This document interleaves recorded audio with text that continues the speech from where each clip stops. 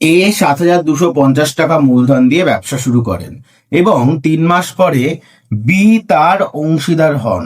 1 বছর পরে তাদের লাভ 8:9 অনুপাতে ভাগ করা হয়। বি এর বিনিয়োগ কত ছিল? কি বলছে?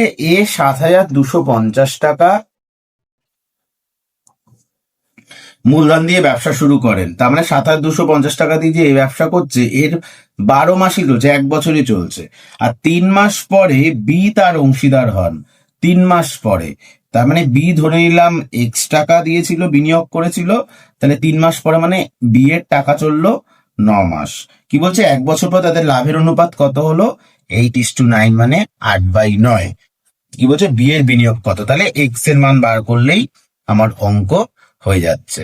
তাহলে 9 কেটে দিলাম, আর 7,250 × 12 = 8x। এইখান থেকে আমাকে এক্স এর মান বার করতে হবে। 250 × 12/8, 2 দিয়ে ভাগ করছি, 4 দিয়ে ভাগ করি, 4 2 8, 4 3 12, 2 দিয়ে 7 2 5 0 করি, 2 3 6, 12, 2 6 12, 2 2 4, 10, 2 5 10। তার মানে 3 6 2 5 × 3 কত হচ্ছে? 3 5 15, 5 হাতে 1 3 2 6 7, 3 6 18, 8 18, 8 হাতে 1 3 3 9, 10, 1 0 8 7 5। অপশন ডি সঠিক উত্তর।